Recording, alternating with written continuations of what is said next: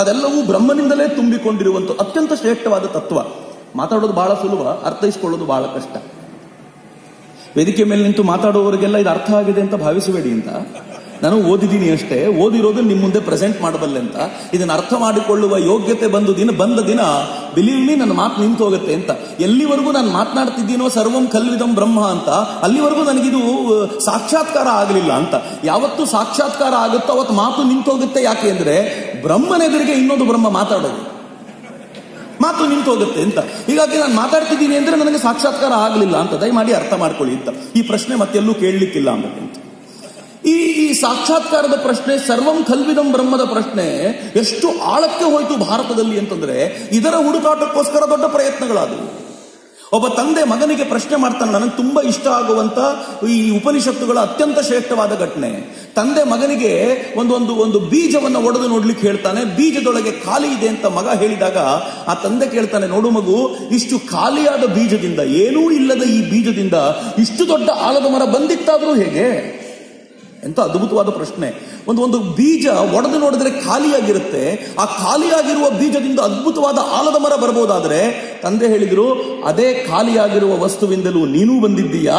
ಆ ಖಾಲಿಯಾಗಿರೋದೇನು ಅಂತ ಅರ್ಥ ಮಾಡ್ಕೋ, ನಿನಗೆ ಜಗತ್ತೆಲ್ಲವೂ ಅರ್ಥ ಆಗುತ್ತೆ ಅಂತ ಹೇಳಿಬಿಟ್ರಲ್ಲ. ನಾವು ಅರ್ಥ ಮಾಡ್ಕೊಳ್ಬೇಕಾಗಿರೋದಷ್ಟೇ. ಯಾವಾಗ ಖಾಲಿ ಅರ್ಥವಾಗುತ್ತೋ, ಯಾವಾಗ ಶೂನ್ಯ ಅರ್ಥವಾಗುತ್ತೋ ಅವಾಗ ಜಗತ್ತಲ್ಲಿ ಎಲ್ಲವೂ ಅರ್ಥ ಆಗುತ್ತೆ ಅಂತ.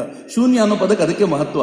ಭಾರತ ಜಗತ್ತಿಗೆ ಕೊಟ್ಟ ಅತ್ಯಂತ ಶ್ರೇಷ್ಠ ಕೊಡುಗೆ ಏನು ಅಂತ ಕೇಳಿದ್ರೆ ನಾವೆಲ್ಲರೂ ಶೂನ್ಯ ಅಂತ ಹೇಳ್ತೀವಲ್ಲ, ಸೊನ್ನೆ ಅಂತೀವಲ್ಲ. ಯಾಕೆ ಸೊನ್ನೆ ಅತ್ಯಂತ ಶ್ರೇಷ್ಠ ಅಂತಂದ್ರೆ ಜಗತ್ತಿನಲ್ಲಿ ಯಾರಿಗೂ ಸೊನ್ನೆಯನ್ನು ಊಹಿಸಿಕೊಳ್ಳೋದು ಸಾಧ್ಯ. ನಾನು ಅಂತ ಯಾವಾಗ ಬರುತ್ತಲ್ಲ, ನಾನು ಅಂತ ಬಂದಿದ ತಕ್ಷಣ ಸೊನ್ನೆ ಅಲ್ಲ, ಅದು ಒಂದರಿಂದನೇ ಶುರುವಾಗುತ್ತೆ. ಒಂದಕ್ಕೆ ನಿಂತರ ಪುಣ್ಯ, ಅದು ಎಷ್ಟು ದೊಡ್ಡ ದೊಡ್ಡ ನಂಬರ್ ಆಗ್ತಾ ಹೋಗ್ಬಿಡುತ್ತೆ ಅಂತಂದ್ರೆ ಅಲ್ಲಿ ಸೊನ್ನೆಗೆ ಅವಕಾಶವೇ ಇಲ್ಲ. ಆದ್ರೆ ಭಾರತ ನಾನು ಇಲ್ಲ ಅಂತ ಭಾವಿಸ್ತಲ್ಲ, ಹಿಂಗಾಗಿ ಶೂನ್ಯದ ಪರಿಕಲ್ಪನೆ ಭಾರತಕ್ಕೆ ಮೊದಲನೇ ಬಾರಿಗೆ ಬಂತು ಅಂತ. ಭಾರತ ಮ್ಯಾಥಮೆಟಿಕ್ಸ್ ಅಲ್ಲಿ ಶೂನ್ಯ ಕೊಡೋಕ್ಕಿಂತ ಮುಂಚೆ ಅದು ಆಧ್ಯಾತ್ಮದಲ್ಲಿ ಶೂನ್ಯದ ಹಂತಕ್ಕೆ ಹೋಗಿದ್ರಿಂದ ಮ್ಯಾಥಮೆಟಿಕ್ಸ್ ಅಲ್ಲಿ ಶೂನ್ಯ ಕೊಟ್ಟಿದ್ದು ನಮಗೆ ಬಹಳ ದೊಡ್ಡದಲ್ಲ, ಜಗತ್ತಿಗೆ ಅದು ತುಂಬಾ ದೊಡ್ಡದ್ದು ಅನ್ನಿಸ್ತು. ಯಾಕೆ ಅಂದ್ರೆ ಮ್ಯಾಥಮೆಟಿಕಲ್ ಫಾರ್ಮುಲಾಕ್ಕೆ ಯೂಸ್ಫುಲ್ ಅಂತ. ಆದ್ರೆ ಭಾರತಕ್ಕೆ ಶೂನ್ಯ ಹೊಸತಲ್ಲ. ಭಾರತಕ್ಕೆ ಶೂನ್ಯ ಅದು ತನ್ನ ಬದುಕಿಗೆ ಅತ್ಯಂತ ಅನಿವಾರ್ಯವಾಗಿರುವಂತಹ ಸಂಗತಿ ಅಂತ ಭಾವಿಸಿಕೊಂಡಿದ್ದು. ಹೀಗಾಗಿ ಭಾರತ ಹೇಳ್ತಲ್ಲ, ಎಲ್ಲರೊಳಗೆ ಅದೇ ಬ್ರಹ್ಮತತ್ವದ ಅಂಶವಿದೆ. ಎಂತ ಶ್ರೇಷ್ಠವಾದ ಮಾತು. ಹೇಗೆ ಉಪ್ಪು ನೀರಿನೊಳಗೆ ಸಹಜವಾಗಿ ಕರಗಿ ಹೋಗುತ್ತೋ ಹಾಗೆ ಆ ತತ್ವ ನಮ್ಮೊಳಗೆ ಸಹಜವಾಗಿ ಕರಗಿ ಹೋಗಿದೆ. ಹೀಗಾಗಿ ನಮ್ಗೆ ಅರ್ಥ ಆಗ್ತಿಲ್ಲ. ಹೀಗಾಗಿ ಭಾರತದಲ್ಲಿ ಯಾವತ್ತೂ ನೀನು ಕಪ್ಪು ನಾನು ಬಿಳಿ ಅನ್ನೋ ಪ್ರಾಬ್ಲಮೇ ಬರಲಿಲ್ಲ. ಜಗತ್ತಿನ ಅನೇಕ ರಾಷ್ಟ್ರಗಳಲ್ಲಿ ನೀವು ಬ್ಲ್ಯಾಕು ನಾವು ವೈಟು ಅಂತ ಬಂತಲ್ಲ, ಅನೇಕ ಮತಗ್ರಂಥಗಳು ಹೇಗಿವೆ ಗೊತ್ತೇನು? ವೈಟು ಅತ್ಯಂತ ಶ್ರೇಷ್ಠ. ಯಾಕೆ ಅಂದ್ರೆ ಭಗವಂತ ಅವರನ್ನು ಇಷ್ಟಪಟ್ಟು ಸೃಷ್ಟಿಸಿದಂತೆ. ಭಗವಂತ ಎಷ್ಟೊಂದು ಪಾರ್ಶಾಲಿಟಿ ಮಾಡ್ತಾನೆ ಅಂತ ಕೆಲವೊಂದ್ಸಲ. ಆನಂತರ ಏನ್ ಹೇಳ್ತಾರೆ ಅವರು ಅಂತಂದ್ರೆ ವೈಟ್ ಅತ್ಯಂತ ಶ್ರೇಷ್ಠ, ಬ್ಲ್ಯಾಕ್ ಡಾರ್ಕ್ ಬ್ಲ್ಯಾಕ್ ಅತ್ಯಂತ ಕನಿಷ್ಠ. ಥ್ಯಾಂಕ್ ಗಾಡ್, ಅವ್ರ ಪ್ರಕಾರ ನಾವು ಕಂದು ಬಣ್ಣದವರಾಗಿರೋದ್ರಿಂದ ಮಧ್ಯದಲ್ಲಿದ್ದೀವಿ. ನಾವು ತೀರಾ ಬ್ಲ್ಯಾಕು ಅಲ್ಲ, ಈ ಕಡೆ ತೀರಾ ವೈಟು ಅಲ್ಲ, ಕಂದು ಬಣ್ಣದವರಾಗಿದ್ದರಿಂದ ಬಚಾವ್ ಮಧ್ಯದಲ್ಲೆಲ್ಲ ಸೇರ್ಕೊಂಡಿದ್ದೀವಿ. ಭಗವಂತನಿಗೆ ಸ್ವಲ್ಪ ಆದ್ರೂ ಪ್ರೀತಿ ಇತ್ತು ಅವ್ರ ದೃಷ್ಟಿಯಿಂದ ನಮ್ಮ ಮೇಲೆ. ಆದ್ರೆ ಭಾರತ ಏನ್ ಹೇಳ್ತು ಗೊತ್ತೇನು? ಎಲ್ಲರ ನಡುವೆ ಭಗವಂತನೇ ಇರೋದ್ರಿಂದ ಯಾರೂ ಮೇಲಲ್ಲ, ಯಾರೂ ಕೀಳಲ್ಲ, ಯಾರೂ ಕನಿಷ್ಠರಲ್ಲ, ಯಾರೂ ಗರಿಷ್ಠರಲ್ಲ, ಎಲ್ಲರೂ ಒಂದೇ ಎಂದು ಭಾವಿಸುವಂತ ಆ ತತ್ವ ಸಹಜವಾಗಿ ಜೀರ್ಣವಾಯಿತು. ಮತ್ತು ಈ ತತ್ವ ಒಂದು ಕಡೆ ಬಂತು ಅಂತ ತಿಳ್ಕೊಳ್ಬೇಡಿ, ಪದೇ ಪದೇ ಈ ತತ್ವವನ್ನು ಉಲ್ಲೇಖ ಮಾಡುವಂತ ಪ್ರಯತ್ನ ಭಾರತದಿಂದ ಆಗಿದೆ. ಅಂತರ್ ಬಹಿಷ್ಠ ತತ್ಸರ್ವಂ ವ್ಯಾಪ್ಯ ನಾರಾಯಣ ಸ್ಥಿತ. ಏನ್ ಸುಂದರವಾದ ವಾಕ್ಯ. ಒಳಗೆ ಮತ್ತು ಹೊರಗೆ ಏನಿದೆ ಅಂತಂದ್ರೆ ನಾರಾಯಣನಿಂದಲೇ ಆವೃತವಾಗಿದೆ ಅನ್ನುವಂಥ ಕಲ್ಪನೆಯನ್ನು ಕೊಟ್ಟವಲ್ಲ. ಯಾರ ಒಳಗೆ ಯಾರ ಹೊರಗೆ ನೋಡಿದ್ರು ನೀವು ಕಣ್ಮುಚ್ಕೊಂಡಾಗ ಕಂಡಿದ್ದು ಅದೇ ನಾರಾಯಣ, ಕಣ್ ತೆಗೆದಾಗ ಕಂಡಿದ್ದು ಅದೇ ನಾರಾಯಣ. ಹೀಗಾಗಿ ನಾವು ಕಾಳಿ ಮತ್ತು ಶಿವನ ಕಲ್ಪನೆಯನ್ನು ಭಾರತದಲ್ಲಿ ಕಟ್ಕೊಡ್ತೀವಲ್ಲ. ನಮ್ಮ ಸಮನ್ವಯದ ಮೂಲದ ಆಧಾರವನ್ನು ನಾನು ಕಟ್ಕೊಡ್ತಿದ್ದೀನಿ, ಮೇಲ್ಮೇಲೆ ಮಾತಾಡಬಾರ್ದು ಅನ್ನೋ ಕಾರಣಕ್ಕೆ. ನಮ್ಮ ಸಮನ್ವಯದ ಮೂಲದ ಆಧಾರ ಇರೋದೇ ಅಲ್ಲಿ. ಎಲ್ಲರಲ್ಲೂ ಭಗವಂತನಿದ್ದಾನೆ ಅಂತ ಭಾವಿಸಿದ ದಿನವೇ ಭಾರತ ಜಗತ್ತನ್ನ ಅಪ್ಪಿಕೊಳ್ಳುವಂತ ಯೋಗ್ಯತೆಯನ್ನ ಪಡ್ಕೊಳ್ತು. ಭಾರತ ವಸುಧೈವ ಕುಟುಂಬಕಂ ಅಂತಲ್ಲ. ಬಿಲೀವ್ ಮೀ, ಜಗತ್ತಿನ ಯಾವ ಧರ್ಮಕ್ಕೂ, ಜಗತ್ತಿನ ಯಾವ ಮತಕ್ಕೂ, ಜಗತ್ತಿನ ಯಾವ ರಾಷ್ಟ್ರಕ್ಕೂ ಇದನ್ನ ಹೇಳಬಲ್ಲಷ್ಟು ಸಾಮರ್ಥ್ಯವೂ ಇರಲಿಲ್ಲ, ಯೋಗ್ಯತೆಯೂ ಇರಲಿಲ್ಲ. ಯಾಕೆಂದ್ರೆ ಎಲ್ಲರೂ ಏಕಕಾಲಕ್ಕೆ ಭಗವಂತನನ್ನು ಸೇರಬಲ್ಲರು ಅಂತ ಹೇಳಬಲ್ಲಂತ ತಾಕತ್ತೇ ಯಾರಿಗೂ. ಹಾಗೆ ಹೇಳಬಲ್ಲಂತ ಸಾಮರ್ಥ್ಯ ಇದ್ದಿದ್ದು ನಮಗೆ ಮಾತ್ರ. ಜಗತ್ತಿನ ಕೆಲವು ಮತಗಳು, ಅದು ನಮ್ಮಲ್ಲೂ ಕೆಲವರು ಸೇರ್ಕೊಂಡು ಬಿಡ್ತಾರೆ. ಹೇಗಿದ್ದೀವಿ ನಾವು ಅಂತಂದ್ರೆ, ನಮ್ಮನ್ನ ಅನುಸರಿಸಿದ್ರೆ ಮಾತ್ರ ಸ್ವರ್ಗ, ನಮ್ಮನ್ನ ಅನುಸರಿಸಲಿಲ್ಲ ಅಂದ್ರೆ ನಿಮಗೆ ಸ್ವರ್ಗ ಇಲ್ಲ ಅಂತ ನಿರಾಕರಿಸಿಬಿಟ್ರು. ಆದ್ರೆ ಯೋಚನೆ ಮಾಡಿ, ಯಾರನ್ನ ಅನುಸರಿಸಿದ್ರೆ ಸ್ವರ್ಗ ಅಂತ ಅವ್ರು ಹೇಳಿದ್ರೋ ಅವರಪ್ಪ ಏನಾಗಬೇಕು? ಅವರಪ್ಪ ಅವ್ರನ್ನ ಅನುಸರಿಸಲೇ ಇಲ್ವಲ್ಲ, ಅವ್ರ ತಾತ ಅವ್ರನ್ನ ಅನುಸರಿಸಲೇ ಇಲ್ವಲ್ಲ, ಅವ್ರು ಅನುಸರಿಸೋಕ್ಕಿಂತ ಮುಂಚೆ ಅವ್ರ ತಾತ ತೀರ್ಕೊಂಡ್ಬಿಟ್ರಲ್ಲ, ಅವರು ಸ್ವರ್ಗಕ್ಕೆ ಹೋದ್ರು ನರಕಕ್ಕೆ ಹೋದ್ರು ಅನ್ನೋ ಪ್ರಶ್ನೆಗೆ ಯಾರು ಉತ್ತರ ಕೊಡಬೇಕು? ಆದ್ರೆ ಭಾರತ ಹೇಳ್ತು, ನೀನು ಹಿಂದೆ ಆದ್ರೂ ಹುಟ್ಟಿರು, ಮುಂದೆ ಆದ್ರೂ ಹುಟ್ಟಿರು, ಆದ್ರೆ ನಿನ್ನ ಕರ್ಮದ ಅನುಸಾರವಾಗಿ ನೀನು ಆ ಭಗವಂತನನ್ನ ಕೊನೆಯದಾಗಿ ಸೇರಲೇಬೇಕು ಎನ್ನುವಂತ ಪ್ರತಿಯೊಬ್ಬರಿಗೂ ಅಭಯದ ಮಾರ್ಗವನ್ನ ಕೊಡ್ಲಿಕ್ಕೆ ಸಾಧ್ಯವಾಗಿದ್ದು ಇದು ನನ್ನ ದೇಶಕ್ಕೆ ಮಾತ್ರ, ಇದು ಭಾರತದ ಆಸ್ತಿ. ಆದ್ರೆ ಈ ಆಸ್ತಿಯನ್ನ ಇವರು ತಮ್ಮದಾಗಿ ಮಾಡಿಕೊಳ್ಳಬೇಕಾದಾಗ ಎಂತ ಸಾಧನೆ ಮಾಡಿರ್ಬೋದು ಯೋಚನೆ ಮಾಡಿ. ನಮಗೊಂದು 3 ದಿನದ ಕಾರ್ಯಕ್ರಮದಲ್ಲಿ ಇಷ್ಟು ಕೆಲಸ ಮಾಡಲಿಕ್ಕೆ ಇಷ್ಟು ದೊಡ್ಡ ಸಾಧನೆ ಅಂತ ಅನ್ಸುತ್ತೆ.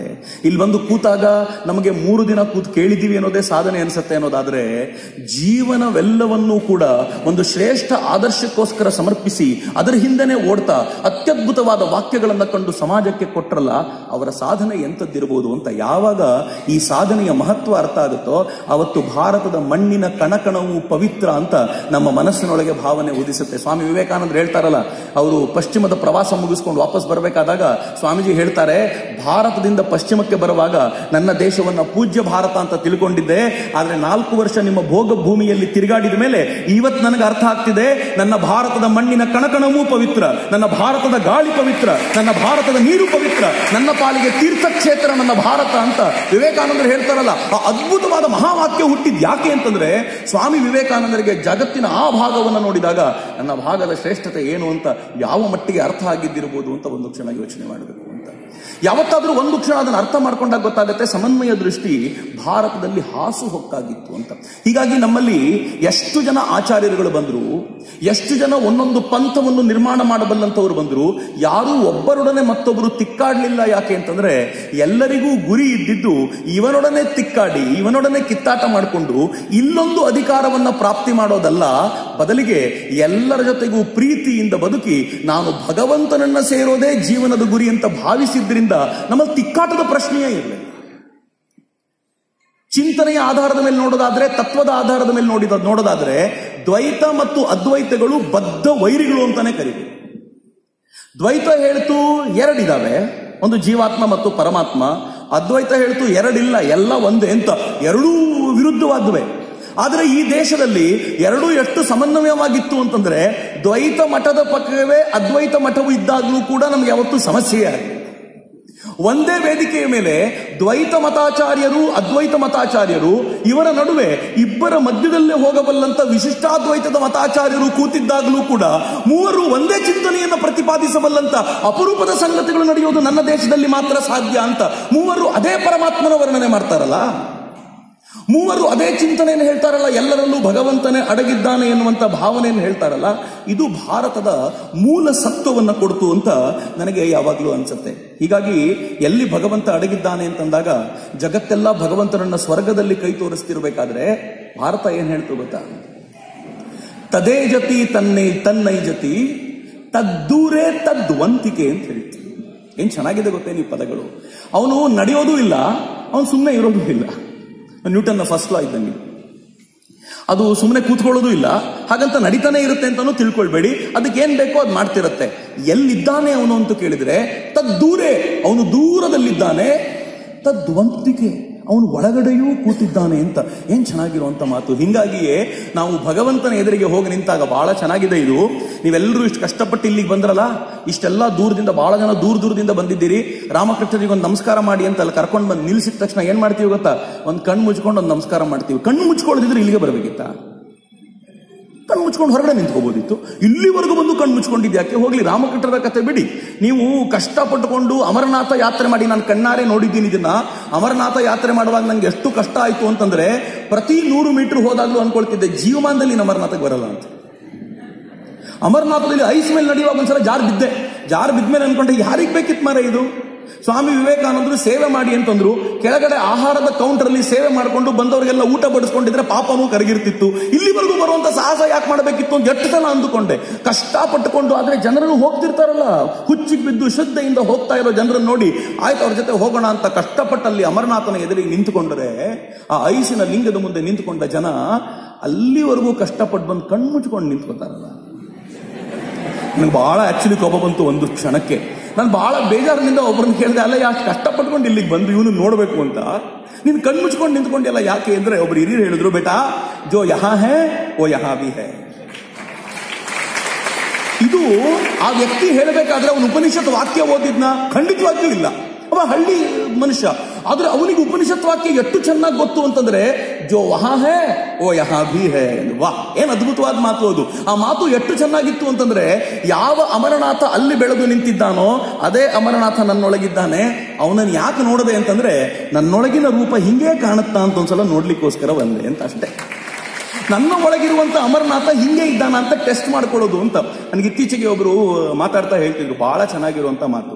ದೇವರು ಯಾರು ಅನ್ನೋ ಪ್ರಶ್ನೆಗೆ ಅವ್ರು ಹೇಳಿದ್ರು, ನನ್ನ ಒಳಗೆ ನನಗೆ ಕಾಣದೇ ಇರುವ ನಾನು ರೂಪ ಕೊಟ್ಟರೆ ದೇವರಾಗ್ತಾನೆ ಅಂತ. ಎಷ್ಟು ಚೆನ್ನಾಗಿದೆ ಮಾತು. ನನಗೆ ನಾನು ಕಾಣ್ತಾ ಇಲ್ಲ. ನಮ್ಗೆಲ್ರಿಗೂ ಇರಬಹುದಾಗಿರುವಂತ ಪ್ರಶ್ನೆ. ನಾನು ಅನೇಕ ಬಾರಿ ತಮಾಷೆ ಮಾಡ್ತಿರ್ತೀನಿ, ಮತ್ತು ಸತ್ಯವೂ ಕೂಡ ಹೌದು. ನಾವೆಲ್ಲರೂ ನನ್ನ ಅನ್ನೋದ್ರ ಬಗ್ಗೆ ತುಂಬಾ ತಲೆ ಕೆಡಿಸ್ಕೊಂಡಿದ್ದೀವಿ, ನಾನು ಅನ್ನೋದನ್ನ ಬಿಟ್ಟು. ನನ್ನ ಕೈ ಸಿಕ್ಕಾಪಟ್ಟೆ ತಲೆ ಕೆಡಿಸ್ಕೊಂಡಿದ್ದೀವಿ. ನನ್ನ ಮುಖಕ್ಕೆ ತಲೆ ಕೆಡಿಸ್ಕೊಂಡಿದ್ದೀವಿ. ಈ ನನ್ನ ಮುಖಕ್ಕೆ ತುಂಬಾ ಫೇರ್ ಅಂಡ್ ಲವ್ಲಿ ಹಚ್ಚಿ ಸೌಂದರ್ಯ ವೃದ್ಧಿ ಮಾಡ್ಕೊಳ್ಳೋ ಪ್ರಯತ್ನ ಮಾಡಿದ್ದೀವಿ. ನನ್ನ ಕಾಲಿನ ನೋವಿನ ಬಗ್ಗೆ ತುಂಬಾ ತಲೆ ಕೆಡಿಸ್ಕೊಂಡಿದ್ದೀವಿ. ನನ್ನ ತಲೆ ನೋವಿನ ಬಗ್ಗೆ ತುಂಬಾ ತಲೆ ಕೆಡಿಸ್ಕೊಂಡಿದ್ದೀವಿ. ನನ್ನ ಮನಸ್ಸು ಹಾಳಾಗ್ತಿದೆ ಅಂತ ತಲೆ ಕೆಡಿಸ್ಕೊಳ್ತಿದ್ದೀವಿ. ಆದ್ರೆ ಇವೆಲ್ಲದನ್ನು ನನ್ನ ಅಂತ ಹೇಳ್ತಾನಲ್ಲ ಆ ಪುಣ್ಯಾತ್ಮ ಯಾರಿದ್ದಾನೋ ಅವನ ಬಗ್ಗೆ ಯಾವತ್ತೂ ತಲೆ ಕೆಡಿಸ್ಕೊಂಡಿಲ್ಲ. ನನ್ನ ಮನಸ್ಸು ಅಂತ ಹೇಳಬೇಕಾದ್ರೆ ಯಾರೋ ಪುಣ್ಯಾತ್ಮ ಅಲ್ಲಿ ಕೂತಿದ್ದಾನಲ್ಲ, ಇದು ನನ್ನದ್ದು ಅಂತ ಹೇಳುವನು ಯಾವನವನು? ನನ್ನ ಮನಸ್ಸು ಅಂತ ಹೇಳ್ತಿರೋನು, ಅವನ ಬಗ್ಗೆ ಯಾವತ್ತೂ ತಲೆ ಕೆಡಿಸ್ಕೊಳ್ಳೇ ಇಲ್ಲ. ಅದೇ ನನಗೆ ಕಾಣದೇ ಇರೋ ಆ ನನ್ನ ಅಂತ ನಾನು ಅಂತ ಯಾರಿದ್ದಾನೋ ಅವನನ್ನು ಎದುರುಗಡೆ ಕಂಡಾಗ ಇವನೇ ನಾನು ಅಂತ ಅರ್ಥ ಆಗತ್ತಲ್ಲ. ಅದನ್ನೇ ನಮ್ಮ ಉಪನಿಷತ್ ವಾಕ್ಯ ಹೇಳಿದ್ದು, ತದ್ದೂರೇ ತದ್ವಂತಿಕೆ, ಅದೇ ಒಳಗೆ ಕೂತಿದೆ ಅಂತ. ಏನ್ ಚಂದದ ಮಾತು.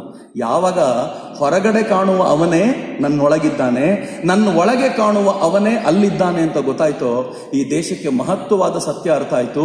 ನನ್ನೊಳಗೆ ಕಾಣುವ ಅವನು ಹೀಗೆ ಕಾಣಬಹುದಾದ್ರೆ ನಿಮ್ಮೊಳಗೆ ಕಾಣುವ ಅವನು ಹಾಗೆ ಕಾಣ್ತಾ ಇರೋದ್ರಿಂದ ರಾಮಕೃಷ್ಣರು ಒಂದು ಕಡೆ ಇಲ್ಲ, ಎಲ್ಲ ಕಡೆ ಎಲ್ಲರ ನಡುವೆ ಕೂತಿದ್ದಾರೆ ಅನ್ನೋ ಭಾವದಿಂದ ಮೈ ಮರಿತಾನಲ್ಲ, ಅಲ್ಲಿಗೆ ಎಲ್ಲವೂ ಮುಗಿದೋಯ್ತು. ಈ ಭಾವದ ಕಾರಣಕ್ಕೋಸ್ಕರ ಈ ದೇಶದಲ್ಲಿ ಯಾವತ್ತೂ ಕೂಡ ನಾವು ಕಿತ್ತಾಡುವ ಪ್ರಮೇಯವೇ ಬರಲಿಲ್ಲ. ಅದಕ್ಕೆ ಭಾರತ ಹೇಳ್ತಲ್ಲ, ಪ್ರೇಮವನ್ನ ತುಂಬಿಸಿ ಅಂತ ಹೃದಯದಲ್ಲಿ. ಹೃದಯ ಪ್ರೇಮದಿಂದ ಯಾವತ್ತು ತುಂಬುತ್ತೋ ಅವತ್ತು ಸಮಸ್ಯೆ ಪೂರ್ತಿ ಗುಣವಾಗುತ್ತೆ, ಸಮಸ್ಯೆ ಇಲ್ಲವಾಗುತ್ತೆ ಅಂತ ಭಾರತ ಕೊಟ್ಟಂತ ಅತ್ಯಂತ ಶ್ರೇಷ್ಠ ಸಂದೇಶ. ನಾನು ಅರವಿಂದರನ್ನು ಓದ್ತಿದ್ದೆ ಇತ್ತೀಚೆಗೆ. ಅರವಿಂದರೊಂದು ಅದ್ಭುತವಾದ ವ್ಯಕ್ತಿ. ವಿವೇಕಾನಂದರಿಗೂ ಅರವಿಂದರಿಗೂ ಒಂದು ವಿಶೇಷವಾದ ಸಾಮ್ಯ ಇದೆ, ಬಹಳ ವಿಚಿತ್ರವಾಗಿದೆ, ಅಥವಾ ವಿಶೇಷವಾದ ವೈರುಧ್ಯ ಅಂತಾನೂ ಕರಿಬಹುದು. ವಿವೇಕಾನಂದರು 1893ಕ್ಕೆ ಭಾರತದಿಂದ ಅವರು ಪಶ್ಚಿಮಕ್ಕೆ ಹೋದ್ರು, ಅಮೆರಿಕಕ್ಕೆ ಹೋದ್ರು. ಅದೇ 1893ಕ್ಕೆ ನಂಗೆ ಪಶ್ಚಿಮ ಸಾಕು ಅಂತ ಅರವಿಂದರು ಪಶ್ಚಿಮ ಬಿಟ್ಟು ಭಾರತಕ್ಕೆ ಬಂದರು. ಬಹಳ ಚೆನ್ನಾಗಿದೆ ಈ ಬರದ್ದು. ಎರಡನೇ ಸಂಗತಿ ಏನ್ ಗೊತ್ತಾ, ನನಗೆ ಓದ್ತಾ ಇರ್ಬೇಕಾದ್ರೆ ಅನ್ಸುತ್ತೆ ಇವರಿಬ್ರಲ್ಲೂ ಏನ್ ವಿಚಿತ್ರವಾಗಿದೆ ಅಂತ. ಇದೇ ವಿವೇಕಾನಂದರು ಮೊದಲು ಭಗವಂತನ ಆಗ್ರಹ ಪಡ್ಕೊಂಡ್ರು, ಭಗವಂತನ ಆಜ್ಞೆ ಪಡ್ಕೊಂಡ್ರು. ರಾಮಕೃಷ್ಣರು ಅವರಿಗೆ ನೇರವಾಗಿ ಹೇಳಿದ್ರು, ನೋಡು ನೀನ್ ಜಗತ್ತಿಗೆ ಶಿಕ್ಷಣ ಕೊಡ್ತೀಯ, ಅದ್ ನಿನ್ ಕೆಲಸ ಹೋಗು ಅಂತ ಹೇಳಿದ್ರು. ನಾನು ಹೋಗಲ್ಲ ಅಂತ ಪ್ರತಿಭಟಿಸಿದಾಗ, ನಿನ್ನ ಮೂಳೆ ಪುಡಿ ಪುಡಿ ಆಗುವಷ್ಟು ನೀನ್ ಕೆಲಸ ಮಾಡ್ತೀಯಾ, ಮಾಡಿಸ್ಕೊಳ್ತೀನಿ ಹೋಗು ಅಂತ ಹೇಳಿ ಕಳಿಸಿದ್ರು. ಅಂದ್ರೆ ಭಗವಂತನ ಆಜ್ಞೆ ಮೊದಲಾಯ್ತು, ಆಮೇಲೆ ವಿವೇಕಾನಂದರು ಕೆಲಸಕ್ಕೆ ಹೋದ್ರು. ಅರವಿಂದ್ರದ್ದು ಉಲ್ಟಾ, ಮೊದಲು ಕೆಲಸ ಎಲ್ಲ ಚೆನ್ನಾಗಿ ಮಾಡಿದ್ರು, ಆಮೇಲೆ ಅನ್ನಿಸ್ತು ಈಗ ಭಗವಂತನ ಆಜ್ಞೆ ನಾನು ತಗೋಬೇಕು ಅಂತ ಪೂರ್ತಿ ವಿಮುಖರಾಗಿ ಭಗವಂತನ ಆಜ್ಞೆಗೋಸ್ಕರ ಹೋದ್ರು. ಏನ್ ಡಿಫರೆಂಟ್ ಆಗಿರುವಂತ ಲೈಫ್ ಅವರದ್ದು ಕೂಡ. ಅತ್ಯದ್ಭುತವಾದ ಚಿಂತನೆಗಳೇ.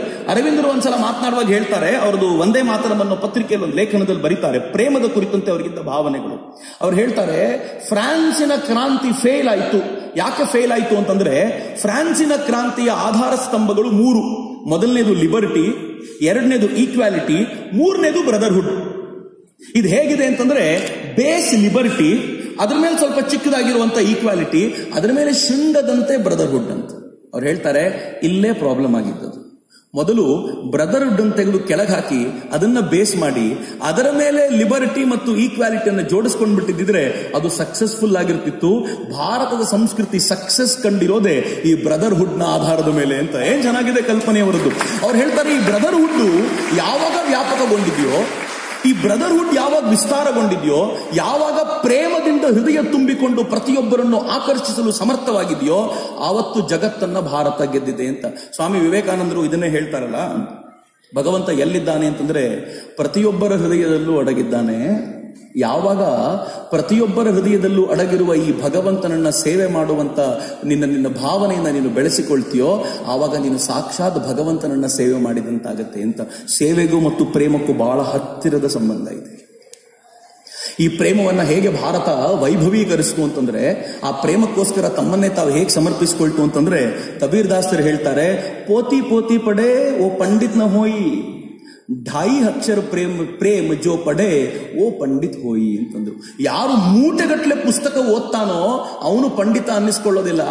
2.5 ಅಕ್ಷರ ಪ್ರೇಮವನ್ನ ಯಾರು ಜೀರ್ಣಿಸ್ಕೊಳ್ತಾನೋ ಅವನೇ ನಿಜವಾದ ಪಂಡಿತ ಅನ್ನಿಸ್ಕೊಳ್ತಾನೆ ಅಂತ. ಏನು ಶ್ರೇಷ್ಠವಾದ ಮಾತುಗಳು!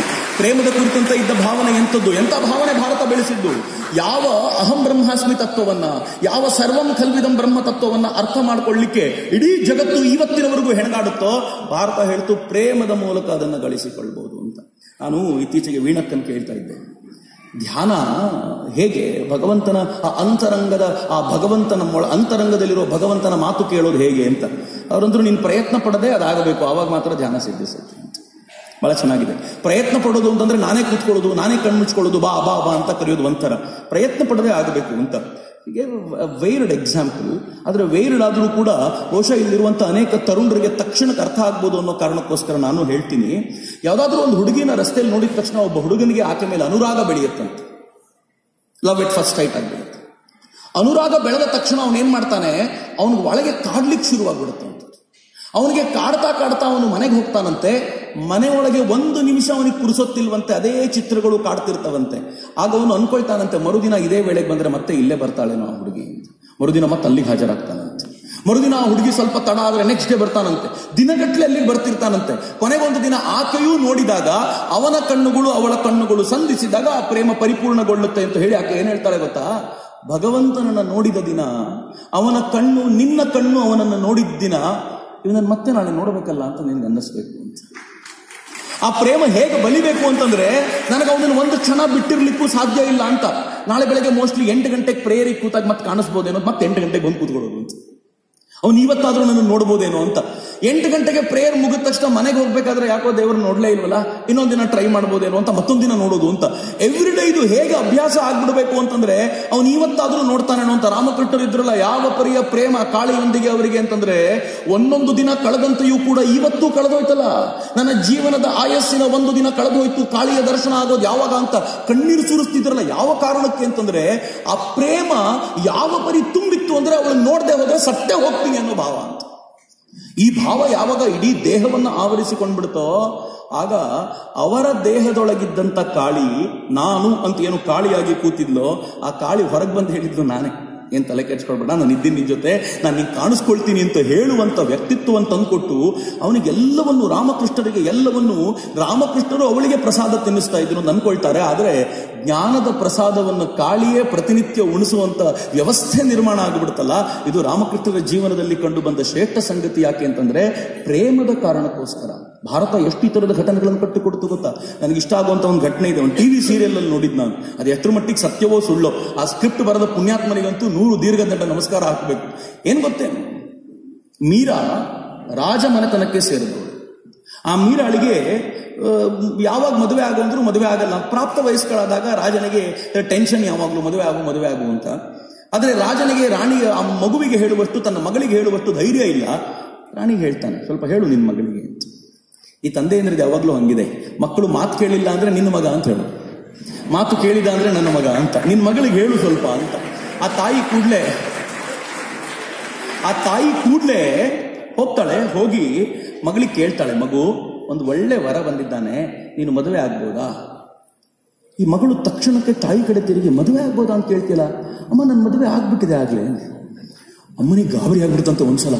ಮೀರಾ ಮದುವೆ ಆಗ್ಬಿಟ್ಲ. ಹೆಂಗಾಗ್ಬೋದು ಇಮ್ಯಾಜಿನ್ ಮಾಡಿ. ಆರ್ಡಿನರಿ ಮನೆಯಲ್ಲೇ ಮಗಳ ಹೇಳ್ದೆ ರಿಜಿಸ್ಟರ್ ಮ್ಯಾರೇಜ್ ಆಗ್ಬಿಟ್ರೆ ಎಷ್ಟು ಕಷ್ಟ. ಅಂಥದ್ರಲ್ಲಿ ರಾಜಮನೆತನದಲ್ಲಿ ತಂದೆ ತಾಯಿ ಗೊತ್ತಿಲ್ಲದೇನೆ ಮಗಳು ಮದುವೆ ಆಗ್ಬಿಟ್ಟಿದ್ದಾಳೆ ಅಂದ್ರೆ ಹೆಂಗ್ ಮುಖ ತೋರಿಸೋದು? ಗಾಬರಿ ಆದ ತಾಯಿ ಕೇಳಿದ್ಲು, ಮದುವೆ ಆದ್ರ ಯಾರವನು, ಎಲ್ಲವನು ಅಂತ ಕೇಳಿದಾಗ ತಾಯಿ ಕೈ ಹಿಡ್ಕೊಂಡು ಕರ್ಕೊಂಡು ದೇವರ ಕೊಡಕ್ಕೆ ತೋರಿಸಿ, ಕೃಷ್ಣನ ತೋರಿಸಿ, ನೋಡಿ ಅವನ ಜೊತೆ ಮದುವೆ ಆಗ್ಬಿಟ್ಟಿದೆ ನನಗೆ ಅಂತ. ಅದನ್ನ ನೋಡಿ ತಾಯಿ, the next thing is very important. ಅದಿನ್ನೂ ಚೆನ್ನಾಗಿದೆ, ಇದಕ್ಕೆ ಖುಷಿ ಪಡಬೇಡಿ. ನೆಕ್ಸ್ಟ್ ಥಿಂಗ್, ಆ ತಾಯಿ ನಿಟ್ಟು ಸರಿ ಬಿಟ್ಲಂತೆ, ಅಬ್ಬಾ ಇವನ ಅಂದ್ರೆ ಇವನ ಜೊತೆ ಮದುವೆ ಆದ್ರೆ ಅದೇನು ವ್ಯಾಲಿಡ್ ಅದು, ಅದಕ್ಕೊಂದು ಸಾಧ್ಯತೆ ಇದೆಯಾ ಇವನ ಅಂತ ನಿಟ್ಟುಸಿರು ಬಿಟ್ರೆ ಆ ಹೆಣ್ಮಕ್ಳಿಗೆ ಏನ್ ಕೇಳಿದ್ಲಂತೆ ಗೊತ್ತಾ? ಅದ್ಭುತವಾದ ಮಾತು, ನನ್ನ ಜೀವನದಲ್ಲಿ ಮರಿಲಿಕ್ಕೆ ಸಾಧ್ಯ ಆಗದೆ ಇರುವಂತ ಮಾತು. ಮೀರಾ ಕೇಳಿದ್ಲಂತೆ, ಯಾಕಮ್ಮ ನೀನು ನಿನ್ನ ಗಂಡನನ್ನ ದೇವರು ಅಂತ ಕರಿಬೋದಾದ್ರೆ ನಾನು ದೇವರನ್ನ ನನ್ನ ಗಂಡ ಅಂತ ಯಾಕಮ್ಮ ಕರಿಬಾರ್ದು ಅನ್ನಂತ ಏನ್ ಚಂದದ ಮಾತು ಅದು. ಅದು ಯಾರು ಬರೋದು ಪುಣ್ಯಾತ್ಮ, ಆ ಪುಣ್ಯಾತ್ಮನಿಗೆ ಶತಶತ ನಮ್ಮನ್ನ. ಸತ್ಯ ಅಲ್ಲ, ಪತಿಯೇ ದೈವ ಅಂತ ಕರೆಯಬಹುದಾದ್ರೆ ಹೆಣ್ಣು ಆ ದೇವರೇ ನನ್ನ ಪತಿ ಅಂತ ಕರೆಯೋದಕ್ಕೆ ಆಕೆಗೆ ಏನ್ ಸಮಸ್ಯೆ ಆಗಬೇಕು? ಆಕೆ ಯಾವ ತರದ ಭಕ್ತಿ ಭಾವದಲ್ಲಿ ಮೈ ಮರೆತಲು ಅಂತಂದ್ರೆ ಆ ಭಕ್ತಿ ಭಾವದಲ್ಲಿ ಎದುರಿಗಿದ್ದ ಕಲ್ಲು ಕೂಡ ಪುರುಷ ರೂಪವನ್ನ ಪಡಿತಲ್ಲ. ಸರ್ವಂ ಖಲ್ವಿದಂ ಬ್ರಹ್ಮ ಅಂತಂದ್ರೆ ಜೀವಂತ ವಸ್ತುಗಳು ಮಾತ್ರ ಅಲ್ಲ. ಸರ್ವಂ ಖಲ್ವಿದಂ ಬ್ರಹ್ಮ ಅಂತಂದಾಗ ಎದುರಿಗಿರುವ ಕಲ್ಲು ಕೂಡ ಬ್ರಹ್ಮಸ್ವರೂಪಿ ಅಂತ ಭಾವಿಸುವಂತ ಶ್ರೇಷ್ಠ ತತ್ವ. ಹೀಗಾಗಿ ಭಾರತದ ಸಮನ್ವಯತೆ, ಈ ಜಗತ್ತಿನಲ್ಲಿ ಈಕ್ವಾಲಿಟಿ ಅಂತ ಏನ್ ಮಾತಾಡ್ತಾರಲ್ಲ, ಆ ಈಕ್ವಾಲಿಟಿ ಅತ್ಯಂತ ಕ್ಷುದ್ರ ರೂಪದ್ದು. ಭಾರತದ ಸಮನ್ವಯತೆ ಇದಕ್ಕಿಂತಲೂ ಆಳವಾದ್ದು. ಇದು ಎಷ್ಟು ಆಳಕ್ಕೆ ಹೋಗುತ್ತೆ ಅಂತಂದ್ರೆ ಜಗತ್ತಿನಲ್ಲಿರುವ ಪ್ರತಿಯೊಂದು ವಸ್ತುವಿನಲ್ಲೂ ಕೂಡ ಆ ಭಗವಂತನದ್ದೇ ಅಂಶವಿದೆ ಅಂತ ಭಾವಿಸಿ ಪ್ರತಿಯೊಂದರೊಂದಿಗೂ ಒಂದಾಗುವಂತ ಭಾವ. ನಾನು ಬಹುಶಃ ರಾಮಕೃಷ್ಣಾನಂದರ ಶಶಿ ಮಹಾರಾಜ್ ಅವರು ರಾಮಕೃಷ್ಣರ ಎದುರುಗಡೆ ಒಂದಿನ ಕೂತಿದ್ದಾಗ, ಎಷ್ಟು ಚೆನ್ನಾಗಿದೆ ನೋಡಿ, ಗುರು ಮಹಾರಾಜ್ ಎದುರುಗಡೆ ಕೂತಿದ್ದಾಗ ಒಂದು ಪೇಪರ್ ಅನ್ನ ಪರ್ರಂತ ಹರಿದು ಬಿಟ್ರಂತೆ. ಗುರು ಮಹಾರಾಜ್ ಇದ್ದಕ್ಕಿದ್ದಂತೆ ಎದೆ ಹಿಂಡಿದಂತಾಗಿ ಅವನ ಕಡೆ ಕಣ್ಬಿಟ್ಟು, ಯಾವತ್ತೂ ಇನ್ನು ಮುಂದೆ ನನ್ನ ಎದುರುಗಡೆ ಹಾಗೆ ಮಾಡಬೇಡ. ಆ ಪೇಪರ್ ಅನ್ನು ಹರಿದಾಗ ನನ್ನ ಹೃದಯ ಹಿಂಡಿದಂತೆ ಆಗ್ತಾ ಇದೆ ನನಗೆ, ಅದರಲ್ಲೂ ಕೂಡ ಭಗವಂತನ ಅಂಶ ಇದೆ ಅಂತ ರಾಮಕೃಷ್ಣರು ಹೇಳಿದ್ರು ಅಂತ ಉಲ್ಲೇಖ ಆಗುತ್ತೆ. ನನಗೆ ಇದನ್ನು ಕೇಳಿದಾಗ ಎಷ್ಟು ಗಾಬರಿ ಆಯಿತು ಅಂದ್ರೆ, ರಾಮಕೃಷ್ಣರ ಹೃದಯ, ರಾಮಕೃಷ್ಣರ ಒಳಗಿರುವಂತ ಆ ಪರಮಾತ್ಮ ಎಲ್ಲರನ್ನೂ ಹೇಗೆ ಅನುಭವಿಸ್ತಾ ಇದ್ದ ಅಂತಂದ್ರೆ, ಒಂದು ಪೇಪರ್ನಲ್ಲಿ ಇರಬಹುದಾಗಿರುವಂತ ಜೀವಂತಿಕೆಯನ್ನು ಕೂಡ ರಾಮಕೃಷ್ಣರು ಅನುಭವಿಸಬಲ್ಲವರಾಗಿದ್ರು ಅಂತಂದ್ರೆ ಆ ಪ್ರೇಮದ ಪ್ರಭಾವ ಎಂಥದ್ದು ಅಂತ ಯಾವಾಗಲಾದ್ರೂ ಒಂದು ಕ್ಷಣ ಕೂತ್ಕೊಂಡು ಯೋಚನೆ ಮಾಡಿ. ಭಾರತ ಇಂಥ ಪ್ರೇಮದ ಸಮನ್ವಯವನ್ನ ಜಗತ್ತಿಗೆ ಕಲಿಸಿಕೊಡ್ಲಿಕ್ಕೆ ಪ್ರಯತ್ನ ಪಡ್ತು. ಹಿಂಗಾಗಿ ನರೇಂದ್ರ ಮೋದಿ ಅವರು ಸಬ್ಕಾ ಸಾಥ್ ಸಬ್ಕಾ ವಿಕಾಸ್ ಅಂದಾಗ ಅದೇನು ಹೊಸ ಘೋಷಣೆ ಅಲ್ಲ, ಈ ದೇಶದ ಉಪನಿಷತ್ ವಾಕ್ಯವನ್ನ ಸಮಾಜಕ್ಕೆ ಮತ್ತೊಮ್ಮೆ ಕೊಡುವಂತ ಪ್ರಯತ್ನ ಅಂತ ನನಗೆ ಯಾವಾಗಲೂ ಅನ್ಸೋದು. ಉಪನಿಷತ್ ವಾಕ್ಯವನ್ನ ಸಮಾಜಕ್ಕೆ ಮತ್ತೊಮ್ಮೆ ಇನ್ನೊಂದು ರೀತಿಯಲ್ಲಿ ಹೇಳುವಂತ ಪ್ರಯತ್ನ ಅಷ್ಟೇ ಆಗಿದ್ದು ಅಂತ ನನಗೆ ಯಾವಾಗಲೂ ಅನ್ಸುತ್ತೆ. ಈ ಹಿನ್ನೆಲೆಯಲ್ಲಿ ನೋಡಿದಾಗ ಇವತ್ತು ಈ ದೇಶದಲ್ಲಿ ಏನ್ ನಾವು ಕಾಣ್ತೀವಲ್ಲ, ಆ ಜಾತಿ ಈ ಜಾತಿ, ಅವನು ಅದಕ್ಕೆ ಸೇರಿದವನು ಇದಕ್ಕೆ ಸೇರಿದವನು, ಇವನನ್ನ ಮನೆ ಒಳಗೆ ಬಿಟ್ಬೇಡಿ ಅವನನ್ನ ಮನೆ ಒಳಗೆ ಬಿಟ್ಬೇಡಿ, ಇದು ಭಾರತೀಯ ಸಂಸ್ಕೃತಿ ಅಂತೂ ದೇವರಾಣೆಗೂ ಅಲ್ಲ.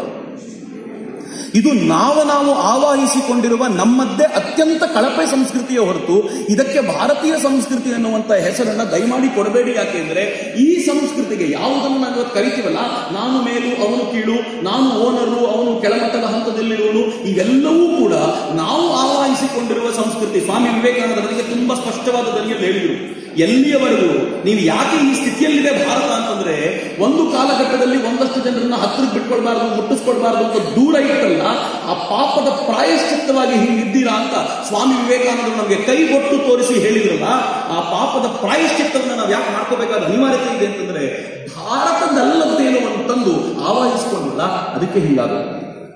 ಒಂದ್ಸಲ ಇಲ್ಲಿ ಆಚೆಗೆ ಹೋಗ್ಬೇಕಾದಾಗ ರಾಮಕೃಷ್ಣದ ಸಮನ್ವಯತೆಯ ಕಲ್ಪನೆ ಇತ್ತಲ್ಲ, ಆ ಮನುಷ್ಯ ಅಂತ ಎಷ್ಟೆತ್ತರ ಗೊತ್ತಾ? ನೀವು ಯಾರು ಕೂತ್ಕೊಂಡಿರೋದ್ರಲ್ಲಿ ಇಮ್ಯಾಜಿನ್ ಮಾಡ್ಲಿಕ್ಕೆ ಸಾಧ್ಯ ಇಲ್ಲ. ಆ ಮನುಷ್ಯ ತನ್ನ ಅಹಂಕಾರವನ್ನು ತೊಳೆದುಕೊಳ್ಳಿಕ್ಕೋಸ್ಕರ ತನ್ನ ಕೂದಲಿನಿಂದ ಕೆಲಸಗಾರನ ಮನೆಯ ಟಾಯ್ಲೆಟ್ ಸಿಂಕ್ ಅನ್ನು ಕ್ಲೀನ್ ಮಾಡಿದಂತ ಪುಣ್ಯಾತ್ಮ. ತನ್ನ ಅಹಂಕಾರವನ್ನು ತೊಳೆದುಕೊಂಡು ಈ ಅಹಂಕಾರ ಹೋದ ನಂತರ ಪ್ರೀತಿಯನ್ನೇ ತುಂಬಿಸಿಕೊಂಡು ಜಗತ್ತನ್ನು ತಪ್ಪಿಕೊಳ್ಳಬೇಕೆಂಬ ವ್ಯಾಪ್ತಿಯೊಳಗೆ ಬೆಳೆದು ನಿಂತಿದ್ದಲ್ಲ, ಅವರ ಎದುರಿಗೆ ಕುಳಿತಾಗಲಾದರೂ ನಾವು ನಿಶ್ಚಯ ಮಾಡಬೇಕು, ನಾವು ಭಾರತೀಯ ಸಂಸ್ಕೃತಿಗೆ ಸೂಕ್ತವಾಗಿ ಬರುತ್ತೀವಿ ಅಂತ. ಯಾವ ಥರದ ಸಂಸ್ಕೃತಿ? ಯಾವ ಸಂಸ್ಕೃತಿ ಎಲ್ಲರನ್ನೂ ಸಮಾನವಾಗಿ ಕಾಣಬಲ್ಲಂತ ಶ್ರೇಷ್ಠ ಆಚಾರವನ್ನು ತಂದು ಕೊಡುತ್ತೋ ಅಂತ ಸಂಸ್ಕೃತಿಗೆ. ಕೃಷ್ಣ ಹೇಳ್ತಾನಲ್ಲ, ಸ್ಥಿತಪ್ರಜ್ಞಸ್ಯ ಕಾ ಭಾಷ್ಯ ಸಮಾಧಿಸ್ಥಸ್ಯ ಕೇಶವ ಅಂತ ಅರ್ಜುನ ಕೇಳಿದಾಗ ಕೃಷ್ಣ ಅದಕ್ಕೆ ಉಲ್ಲೇಖ ಕೊಡ್ತಾ, ಪ್ರಜಹಾತಿ ಯದಾ ಕಾಮಾನ್ ಸರ್ವಾನ್ ಪಾರ್ಥ ಮನೋಗತಾನ್ ಆತ್ಮನ್ಯೇವಾತ್ಮನ ತುಷ್ಟ ಸ್ಥಿತ ಪ್ರಜ್ಞಸ್ಯದೋಚ್ಯತೆ. ಹೇಳ್ತಾ ಏನ್ ಹೇಳ್ತಾನೆ ಗೊತ್ತಾ? ಅವನು ಹೇಳ್ತಾನೆ, ಆತ್ಮದೊಳಗೆ ಯಾರು ತುಷ್ಟನಾಗಿರ್ತಾನೋ ಅವನೇ ಸ್ಥಿತಪ್ರಜ್ಞ. ಮುಂದುವರಿಸಿ ಕೃಷ್ಣ ಹೇಳ್ತಾನೆ, ಶೀತ ಉಷ್ಣ ಸುಖ ದುಃಖ ಎಲ್ಲದರಲ್ಲೂ ಯಾರು ಸಮಾನತೆಯನ್ನ ಕಾಣಬಲ್ಲನೋ ಅವನೇ ನಿಜವಾದ ಸ್ಥಿತಪ್ರಜ್ಞ ಅಂತ. ನಮ್ಮ ಸಮಾನತೆಯ ಕಲ್ಪನೆ ಎಂಥದ್ದು? ನೀವು ಭಾರತದಲ್ಲಿ ಸೆಕೆಯಲ್ಲಿರುವಾಗಲೂ ಈ ಡ್ರೆಸ್ಸಲ್ಲಿ ಇರಬೇಕು, ಇಂಗ್ಲೆಂಡ್ಗೆ ಹೋಗಿ ಚಳಿಯಲ್ಲಿ ಹೋದಾಗಲೂ ಇದೇ ಡ್ರೆಸ್ಸಲ್ಲಿ ಇರಬೇಕು ಅಂತ ನಮ್ಮ ಸಮಾನತೆಯ ಕಲ್ಪನೆ ಇರ್ಬೋದು. ಶೀತೋಷ್ಣ ಅಂತಂದ್ರೆ ಇಷ್ಟು ಕೆಳ ಹಂತದ್ದಲ್ಲ. ಆದ್ರೆ ನಾನು ಸುಮ್ಮನೆ ತಮಾಷೆಗೆ ಹೇಳೋದಾದ್ರೆ ಎತ್ತರ ಮಟ್ಟಿಗೆ ಎತ್ತರ ಅಂತಂದ್ರೆ ಸುಖ ಮತ್ತು ದುಃಖ ಎರಡೂ ಬಂದಾಗ ಒಂದಿನಿತೂ ವಿಚಲಿತವಾಗದೆ ಒಂದರಂತೆ ಸ್ವೀಕರಿಸಬಲ್ಲ ಸಾಮರ್ಥ್ಯ ಇದೆಯಾ? ಆಗ ಸ್ಥಿತಪ್ರಜ್ಞನಾಗ್ತೀಯ ಅಂತ. ಭಾರತ ಅಂತ ಸ್ಥಿತಪ್ರಜ್ಞರನ್ನ ನಿರ್ಮಾಣ ಮಾಡಬೇಕಾಗಿರುವಂತ ರಾಷ್ಟ್ರ. ಯಾವ ಥರದ ರಾಷ್ಟ್ರ ಆಗಬೇಕು ನಮ್ದು ಅಂತಂದ್ರೆ, ಈ ದೇಶದಿಂದ ಕೋಟಿ ಕೋಟಿ ಸಂಖ್ಯೆಯಲ್ಲಿ ಸ್ಥಿತಪ್ರಜ್ಞರು ನಿರ್ಮಾಣ ಆಗಿ ಆಗಿ ಸಮಾಜಕ್ಕೆ ಹೋಗಬಲ್ಲಂತ ಆ ವ್ಯಾಪ್ತಿಯನ್ನು ನಾವು ಗಳಿಸ್ಕೊಳ್ಬೇಕು. ಹಂಗೆ ಗಳಿಸ್ಕೊಂಡಾಗ ಮಾತ್ರ ನಮ್ಮ ಸಂಸ್ಕೃತಿಯ ಕಲ್ಪನೆಯ ಈ ಸಮನ್ವಯತೆ ಜಗದ್ವ್ಯಾಪಿ ಆಗ್ಲಿಕ್ಕೆ ಸಾಧ್ಯ. ಮಿತ್ರರೇ, ಇವತ್ತು ಇಡೀ ಜಗತ್ತು ಇಂಥದ್ದೊಂದು ಕಡೆ ಹೊರಳಲಿಕ್ಕೆ ಸಿದ್ಧವಾಗಿದೆ.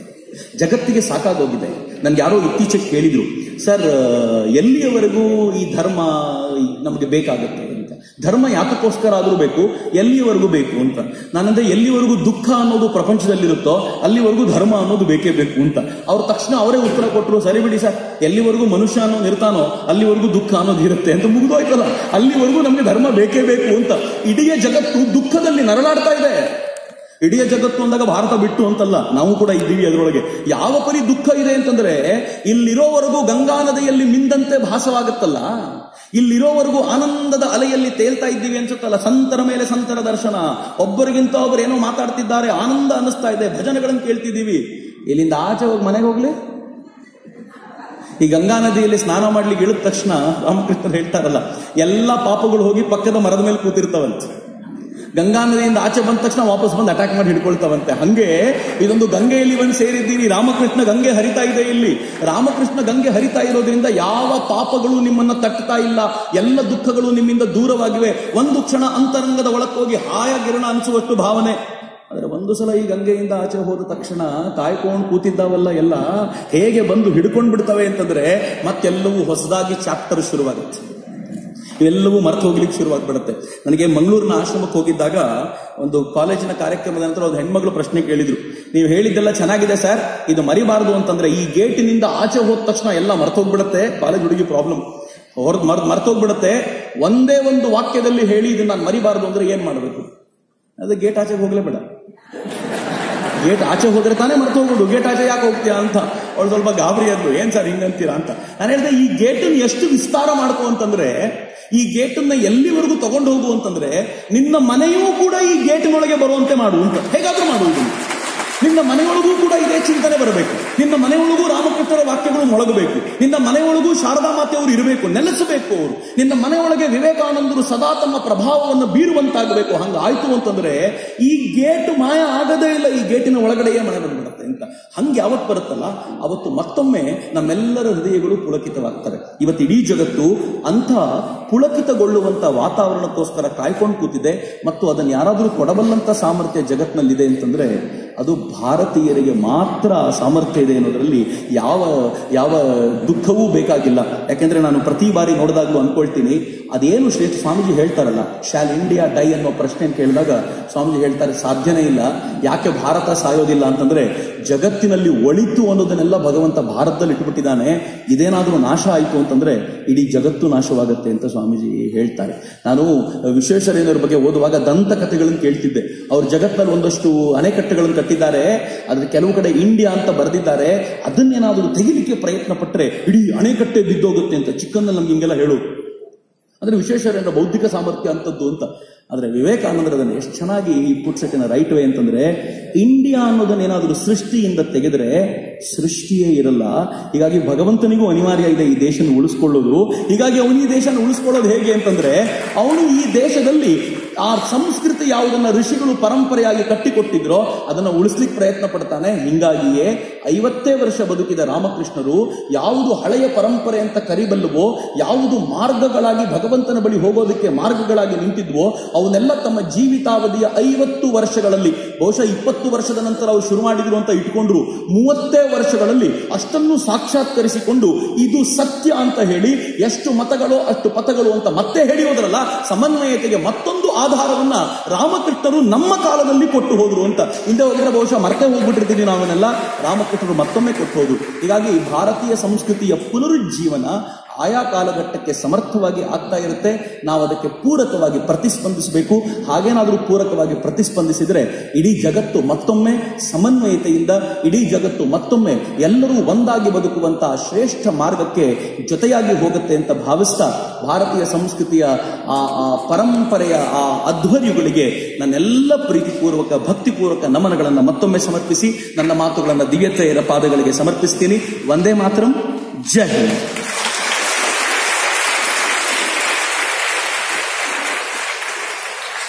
ಶ್ರೀ ಚಕ್ರವರ್ತಿ ಸುಧಬಲಿಯವರು ಭಗವಾನ್ ರಾಮಕೃಷ್ಣರ ಪಂಚಭಾವಗಳ ಬಗ್ಗೆ ಮತ್ತು ಭಾರತದ ಗುರುತ್ವದ ವಿಶಿಷ್ಟತೆಯನ್ನು